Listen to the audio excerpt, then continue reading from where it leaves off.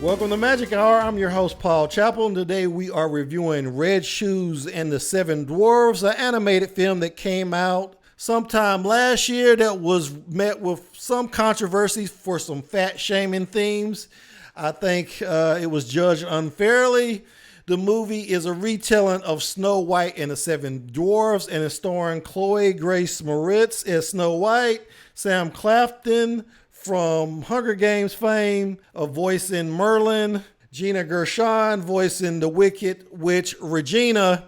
The plot of this movie revolves around some literal red shoes that give beauty and possibly everlasting life. Snow White has them. Regina, her wicked stepmother, wants them back. That's the basic plot. It's a little bit more complicated than that. There's also seven dwarfs who've been turned green by a fairy princess because they judged her to be a witch and attacked her. And as a result, they were cursed with being green forever until they can find a woman, the most beautiful woman in the world, who will kiss them and turn them back into their regular selves. That's the basic plot.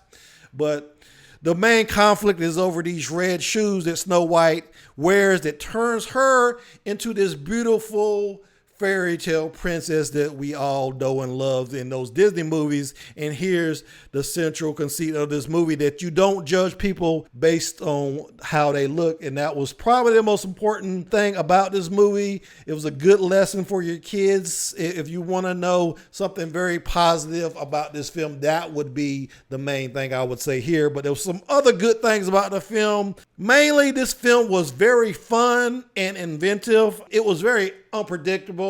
Usually with these films, you kind of know where they're going. Well, like Shrek, it was a little bit of a subversion of those fairy tale stories that we know and love. And because of that, you never know what's going to happen. And it was just enjoyable to watch. It was also funny. One of my main complaints about these films that come out on Netflix or other streaming services that you haven't really heard of, that aren't Disney or Pixar films, is that they're not really that funny. Well, this movie was written in the same vein as Shrek, where you have childish humor, but you also have humor that adults can even appreciate. So there was a lot of that. There was also some cuteness, not too much cuteness, just enough. I mean, the formula was all calibrated in the same way we appreciate in movies by Disney and Pixar. I keep comparing it to movies made by Pixar and Disney, and even Shrek, which was actually made by another studio. But I keep comparing them because it's an apt comparison. They changed the game, and this film is in that vein. One of the things that I really appreciated was the animation. Of course, the animation was very good. The Regina character, the Wicked Witch character, looks a lot like Mother Gothel from Tangled. And I don't know whether they did that on purpose, but she looks very, very similar to that character. If you want good animation, if you want fun, if you want funny, this is the movie for you. It has all those and that important lesson to kids about judging people by what they look like. But that brings me to my first criticism of the movie, mainly the fact that there are no people of color in the movie. Now, you have to remember, even Frozen has black characters now. So I felt it was kind of tone deaf in giving out this message about judging people the way they look while having an all-white cast. That kind of disturbed me. It's not a deal breaker, however. I think the message would have been a little bit more effective had they used more races in the film and that they confront that issue head on, because no child is going to encounter somebody that's green in their life.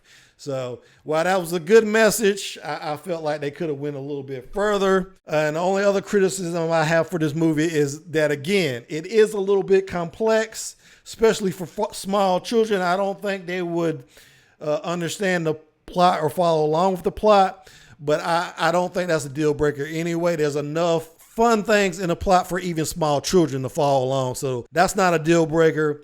Just know that this movie can be appreciated by kids of all ages, so you have no problem there. I would definitely recommend this, and I would actually give this movie probably a 4.5. It wasn't perfect, but it was a lot better to many of these films that I've reviewed recently. It was basically the best of the non-Disney Pixar films that I've seen in a long time. But that's about it. That's all I got for today. And I'd like to thank my subscribers and encourage you.